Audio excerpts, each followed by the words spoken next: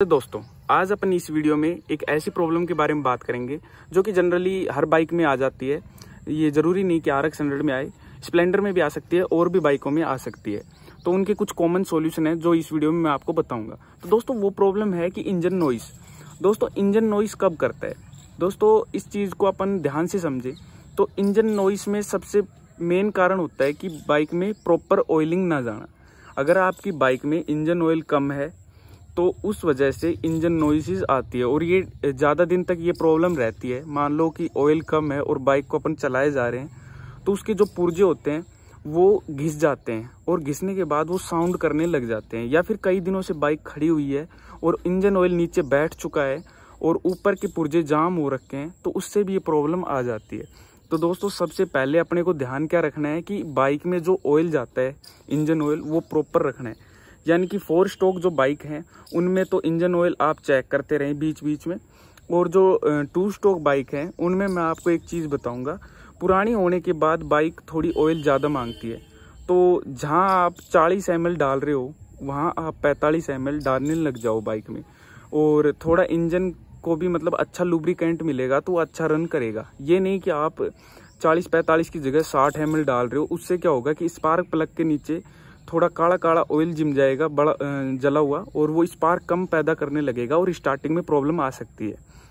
अब दोस्तों, बात करते हैं अगर नॉइस आ रही है तो उसका सॉल्यूशन क्या है। दोस्तों, सबसे अच्छा इसका सॉल्यूशन एक ही है। आप अपनी पहले तो मैकेनिक को एक बार बाइक को दिखाएं, मेरे कहने से एक बार बाइक को दिखाएं और उससे पूछे वो क्या बताता है कि इंजन नॉइस क्यों आ रही है। तो दोस्तों, वो जो भी बताए उस चीज को साइड में रखना। पहले वो प्रॉब्लम आप सोल्व करवा के देख लेना, अगर उससे काम बने तो ठीक है, वरना मेरे हिसाब से जनरली ये प्रॉब्लम तब आती है जब क्रैंक में कुछ प्ले होता है ना, क्रैंक में थोड़ा सा बैंड या प्ले होता है तब ये आवाज़ आती है। दूसरी, क्रैंक की जो बैरिंग होती है, क्रैंक की बैरिंग और इंजन में छोटी मोटी 2-3 बैरिंग और होती हैं, वो जब घिस जाती हैं या फिर वो डिसबैलेंस हो जाती हैं या उनमें चिकनाहट कम होती है या फिर अपन ये मान लेते हैं कि बैरिंग ही खराब हो जाती है, तब ये प्रॉब्लम आती है। तो आपको करना क्या है, सीधा सा सॉल्यूशन। सबसे पहले क्रैंक का जो मतलब प्ले है उसको चेक करवाना है कि भाई क्रैंक में प्ले तो नहीं है। दूसरा, आपको क्या करना है, उसके बैरिंग जो होते हैं उनको चेंज करवाना है। मैकेनिक से एक बार पूछ लें कि भाई मुझे मेरी बैरिंग दिखा दो, उनकी क्या हालत है क्या नहीं।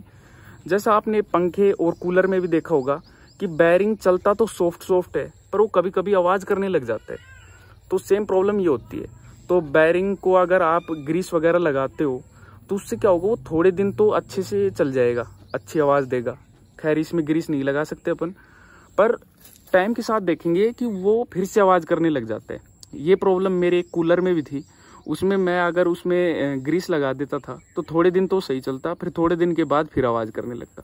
वो होता क्या है, बैरिंग के अंदर जो बॉल होती हैं अपनी वो कट जाती हैं, और वो कटने के बाद वो चिकनाहट से थोड़े दिन के लिए तो आवाज़ नहीं करती, पर जैसे चिकनाहट कम होता है वो फिर से जैसे कटी हुई बॉल जब उसके भिड़ती है उसकी साइड वाली रिंग पे तो वो आवाज़ करने लगती है।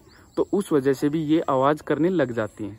और थोड़ी मोड़ी आवाज़ तो दोस्तों मैं बताना चाहूँगा 2 स्ट्रोक इंजन करते हैं, पर थोड़ी ज़्यादा आवाज़ करें उस चीज़ पे ध्यान देने की ज़रूरत है आपको। जैसे आवाज़ मैं दिखा देता हूँ नॉर्मल आवाज़ कितनी करता है। तो अभी मैं स्टार्ट करता हूँ मेरी बाइक को।